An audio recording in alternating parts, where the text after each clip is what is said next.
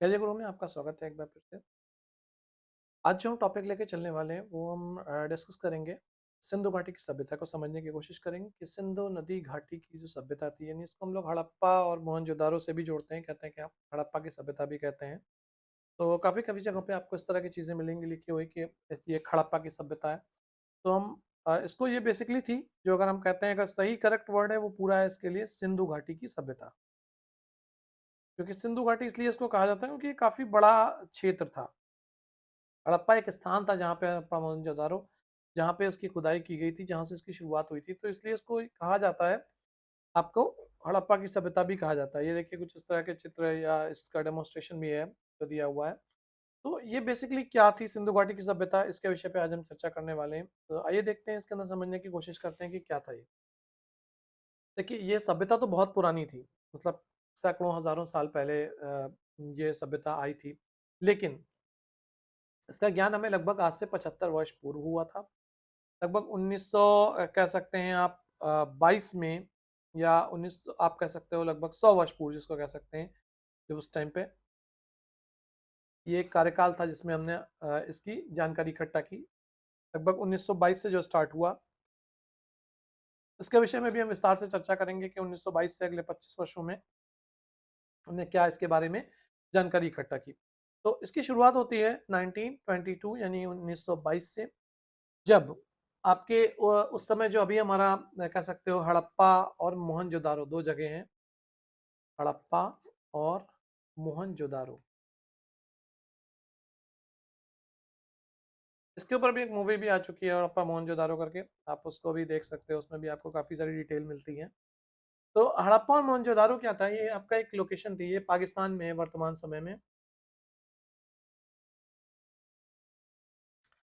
अभी ये कहाँ पे है, अभी ये पाकिस्तान के अंदर ये जगह पे है। तो यहाँ पे क्या हुआ कि उस जगह पे उत्खनन का कार्य किया गया, यानी कि उस टाइम पे खोदा गया, और जो उसका उत्खनन था उस समय, वो एक ब्रिटिश अधिकारी थे सर जॉन मार्शल, उनके अंडर में किया गया था, सर जॉन मार्शल। और जो उत्खननकर्ता उस समय के थे वो थे हमारे भारतीय थे श्री दयाराम साहनी जी। तो दयाराम साहनी और रखल दास बनर्जी उस समय ये दो लोग थे जिनके नेतृत्व में आप कह सकते हो कार्य किया गया। और सर जॉन मार्शल जो जिनकी संरक्षणता थी कह सकते हो, या उन्होंने उस समय वहां पे उत्खनन के लिए इनको कह सकते हो कि आपने इसके लिए उनको प्रेरित किया, कह सकते हैं, जो वहां पे जो उसका उत्खनन का कार्य किया गया। तो वहां पे क्या हुआ, एक बहुत सारा जो है नीचे पूरे पूरे नगर बसे हुए मिलने लगे, काफी सारे पुरानी बिल्डिंगें मिलने लगी जो उत्खनन के बाद मिली। तो वहां पे पता लगा कि यहाँ पे पूरी की पूरी एक सभ्यता मौजूद थी। जो सभ्यता क्या थी, हमारी सिंधु नदी सभ्यता, यानी इसकी शुरुआत जो हुई थी वो यहाँ से हुई थी, सिंधु नदी सभ्यता की। इसको हम कहते हैं हड़प्पा की सभ्यता भी कहते हैं। ये हमने काफी सारे हिस्ट्री वगैरह में भी पढ़ा है, अपने हिस्ट्री के अंदर ज्योग्राफी में भी काफी सारी चीजें इससे रिलेटेड आती हैं।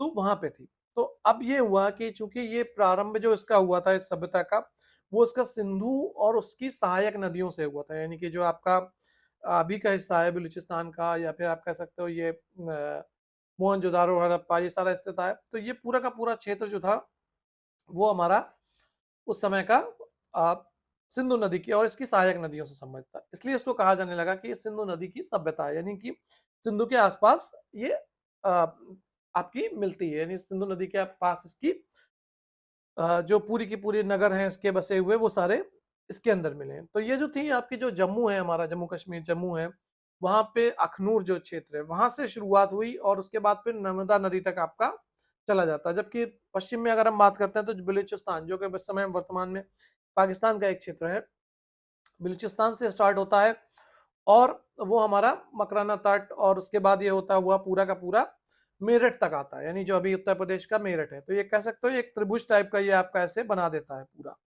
तो ये जो क्षेत्र था इसके अंदर आपका पूरे के पूरे सिंधु नदी की सभ्यता थी, यानी मेरठ तक आ जाता है आपका इधर, और इधर आपका अखनूर, और इधर नर्मदा नदी। तो ये तीन आपके कह सकते हैं इसके बिंदु थे, ये आपका बलूचिस्तान का एरिया, ये मेरठ का एरिया, और ये आपका नर्मदा नदी। तो ये इस तरह से एक त्रिभुज बनाता हुआ आपकी पूरी की पूरी सभ्यता विकसित हुई थी उस समय। जिसको हम हड़प्पा के नाम से, हड़प्पा सिंधु था, या सिंधु वैली अगर आप कभी सुनेंगे, सिंधु वैली सिविलाइजेशन अगर इंग्लिश में आप कभी देखेंगे तो इस तरह लिखा जाता है।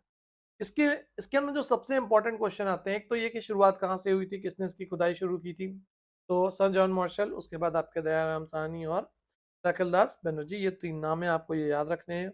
लगभग 1922 में इसकी शुरुआत की गई थी, इसकी खुदाई की। अब दूसरा आता है इसका काल निर्धारण। अलग अलग जो इतिहासकार हैं या अलग अलग जो इसके ऊपर मत आते हैं, वो भी बहुत ही समझने वाली चीज है कि किसने इसके बारे में इसका क्या काल निर्धारण किया है। तो जो सर जॉन मार्शल, जिन्होंने सबसे पहले इसके बाद इसकी शुरुआत की थी खुदाई की, उनके अनुसार ये 3250 ईसा पूर्व, यहाँ पे ध्यान देने वाली है, ईसा पूर्व की हम बात कर रहे हैं, ईसा पूर्व 3250 से लेके और 2750, ये अपोजिट चलता है। ये हमेशा आपको ध्यान रखने वाली बात है, ये अपोजिट रहेगा, यानी कि रिवर्स ऑर्डर में चलेगा। अगर ईसा पूर्व है, ईसा के बाद का है तो वो आपका इंक्रीजिंग ऑर्डर में जाता है, ये आपका डिक्रीजिंग ऑर्डर में जाएगा। ईसा पूर्व जो आपका कहा जाता है वो ईसा मसीह के जन्म से संबंधित है, इसके बारे में भी कभी किसी वीडियो में हम लोग चर्चा करेंगे। तो इसी में आगे बढ़ते हैं, जॉन मार्शल ने इन्होंने ये दिया था। उसके बाद डॉक्टर व्हीलर, इनके अनुसार क्या था, ये 2500 ईसा पूर्व से लेके और आपकी 2750 ईसा पूर्व, ये सारे जितने भी मैं लिख रहा हूँ ये ईसा पूर्व के, ये ध्यान रखिएगा। तो इन्होंने उसके बाद एक और काल निर्धारण किया गया, तो ये भी मत पूछे जाते हैं कि किसके अनुसार उसका निर्धारण क्या था। फिर हमारे डॉक्टर वी ए स्मिथ, इनके अनुसार जो था वो आपका 2500 से 1500, 2500 से 1500 ईस्वी तक के बीच का आप ईसा पूर्व का काल निर्धारण हुआ करता था सिंधु घाटी सभ्यता के लिए। थोड़ा सा और आगे देखिएगा, उसके बाद आपका फ्रैंकफर्ट, इनका भी आया था एक मत। फ्रैंकफर्ट, इनका मत ये था कि 25 इनके अनुसार लगभग आपका 3200 से, जो सेम आपकी है 3200 से, और आपकी लगभग 2500, कुछ मतों में मिलता है, कुछ में मिलता है 2750 पूर्व ईसा पूर्व। तो ये इन्होंने भी एक निर्धारण किया। इसके अलावा भारत के डॉक्टर आर मुखर्जी, या इनको आर के मुखर्जी भी कहते हैं, इनके अनुसार जो आपका काल निर्धारण था वो इन्होंने सेम वही रखा था जो आपका जॉन मार्शल के समय का था, यानी कि लगभग 3200 से आपका 2750 ईसा पूर्व। तो जो मेन मत माना जाता है वो लगभग यही माना जाता है इसका कार्यकाल, कि इस समय ये सभ्यता पूरी विकसित हुई और उसके बाद फिर ये सभ्यता धीरे धीरे समाप्त भी हो गई। तो कैसे विकसित हुई, कैसे समाप्त हुई, उसके विषय में भी हम थोड़ा सा आगे अभी देखेंगे, चर्चा करेंगे, और इसके कौन कौन से क्षेत्र हुए वो भी देखेंगे। यहाँ पे डॉक्टर, आपका एक चीज और मैं आपको बताता चलूं कि सिंधु के जो निर्माता थे उनको किसको कहा जाता है, मतलब इसको किसने किन्होंने इस सभ्यता का निर्माण किया था, कौन लोग थे जिन जो उस समय रहते थे। तो वहां पे डॉक्टर लक्ष्मण स्वरूप और डॉक्टर रामचंद्र, इनका मत ये कहता है कि ये आर्य थे, और यही आपकी अवधारणा भी काफी ज्यादा प्रचलित भी है कि आर्यों ने इसका निर्माण किया था, इस सभ्यता का। उसके बाद अगर हम थोड़ा सा और इसमें देखें तो गार्डन चाइल्ड्स करके एक थे, उन्होंने इसका निर्धारण किया, जो विद्वान थे उन्होंने इसका निर्धारण किया कि ये जो थे वो आपके सुमेरियन थे, यानी कि जिन्होंने इसका विकास किया था। ऐसे भी हम कभी और भी समझेंगे, एक मेसोपोटामिया की सभ्यता भी थी, तो उसके विषय में भी कभी आगे बात करेंगे, जैसे हड़प्पा की सभ्यता आपकी कही जाती है। इसके अलावा राखलदास बनर्जी, जो जिन्होंने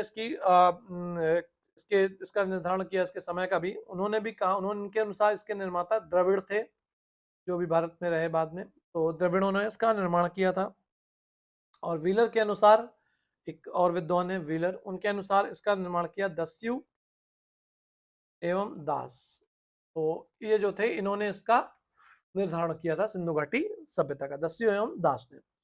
तो ये तो अलग अलग मत हैं कि जिनको हम कह सकते हैं डॉक्टर लक्ष्मण स्वरूप एंड रामचंद्र, जिन्होंने आपका आर्यों के, उनके मत के अनुसार इसका निर्माण आर्यों ने किया था। लेकिन जब आप आगे बढ़ते हैं, गार्डन चाइल्ड्स की बात करते हैं, तो उन्होंने इसका कहा कि इन्होंने सुमेरियन ने इसका निर्माण किया था इस सभ्यता का। फिर राकेलदास बनर्जी का कहना है कि नहीं, ये द्रविड़ थे, और उसके बाद व्हीलर का मत है कि ये दस्यु या आपके दास थे। तो इन्होंने इसका उनके द्वारा इस पूरी सभ्यता का निर्माण किया गया था। तो ये तो इसकी कुछ बेस हिस्ट्री की बातें रहीं कि इसका क्या हुआ, कहाँ से इसकी शुरुआत हुई, और ये अलग-अलग नीति निर्धारण कार्य भी थे जो थे वो अभी हमने देखे। अब थोड़ा-सा इसके अंदर समझने की कोशिश करते हैं कि यहाँ पे इसके क्षेत्र कौन-कौन से थे। आइए थोड़ा-सा इसी में आगे बढ़ते हैं और इसको समझते हैं।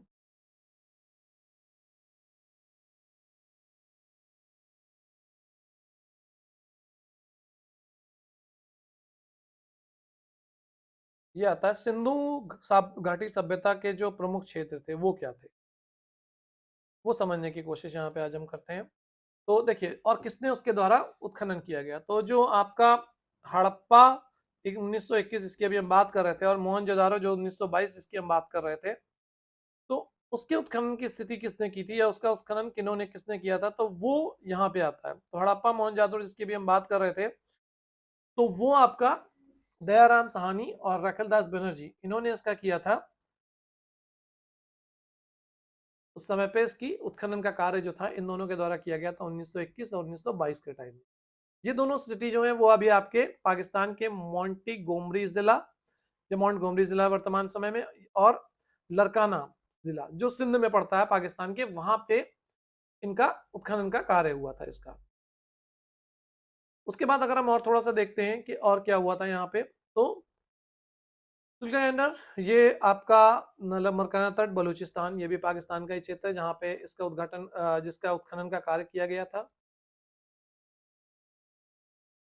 फिर आगे बढ़ते हैं, चंदू हाड़ो, ये एक है जो एम जे मजूमदार, जो कि आपका सिंध और पाकिस्तान में, ये भी काफी ज्यादा क्वेश्चन में पूछा जाता है कि चंदू हाड़ो का जो 1931 में हुआ था वो एम जे मजूमदार। लेकिन ये आपको यहाँ पे समझने वाली चीज है, ये सारी चीजों का जो उत्खनन हुआ था ये आपका स्वतंत्रता प्राप्ति से पूर्व हुआ था, यानी कि 1947 से पहले की ये सारी चीजें हैं, और 1947 से पहले होने की वजह से ये पूरी की पूरी उस समय भारत एक राष्ट्र ही हुआ करता था, यानी पाकिस्तान अलग राष्ट्र नहीं बना था। वर्तमान समय में ये अलग देश हो चुका है, लेकिन उस समय ये भारत का ही हिस्सा था। भारत की अगर हम बात करें स्वतंत्रता प्राप्ति के बाद जो उत्खनन के कार्य हुए हैं वो आपके कालीबंगा, जो कि राजस्थान का क्षेत्र है, घग्गर नदी घाटी के तट पे, तो ये सिंधु और उससे जो संबंधित नदियां हैं उन्हीं से रिलेटेड है कहीं ना कहीं। तो यहाँ पे देखिए कालीबंगा में जो ये बहुत ज्यादा क्वेश्चन में अक्सर पूछा जाता है कि ये जो कालीबंगा का उत्खनन का कार्य है, तो ये बीबी लाल और बीके थापा इन्होंने राजस्थान में इसका किया। फजल अहमद का सिंध प्रांत में कोटडीजी में हुआ था। साथ में ही रंगपुर, ये भी एक भारत में पूछा जाता है, गुजरात का क्षेत्र है। रोपर जो कि हमारा पंजाब में है। लोथल, काफी सारे क्वेश्चंस में इसके बारे में भी आया है, तो ये आपका गुजरात में पड़ता है और यहाँ पे भी उत्खनन कार्य हुआ। उसके बाद आलमगीरपुर, ये आपका हिंडन नदी घाटी उत्तर प्रदेश में स्थित है, वहां पे हुआ था। बनावली जो कि आपका हरियाणा में है। लूनी जो कि कुछ जिले में कच्छ में। उसके बाद जो अगर हम रिसेंट की बात करें तो ये 1990 का धोला वीरा, जहाँ पे अभी रिसेंट में ही इससे संबंधित मिले हैं, ये गुजरात के कच्छ जिले के अंदर स्थित है। उसके अलावा आपके हरियाणा और पाकिस्तान के बालाकोट में भी मिला हुआ है काफी सारा जो इससे सिंधु घाटी या उससे संबंधित प्रमुख स्थल। तो ये आपके कुछ प्रमुख स्थल हैं हमारे जिनकी खुदाई हुई अलग अलग टाइम पे, इनके ईयर्स हैं। तो ये एग्जाम में इस तरह के डेट्स पूछी जा सकती हैं कि किस इस स्थान के ऊपर कब हुई थी, या इसकी उत्खनन करता उस समय के कौन थे जिन्होंने इसका उत्खनन किया था। तो ये भी आपको हमेशा थोड़ा सा याद रखने वाली चीज है, इसके ऊपर ध्यान दीजिएगा, ये आपके एग्जाम्स में पॉइंट ऑफ व्यू से पूछा जा सकता है। ये इसको उत्खनन करता थे।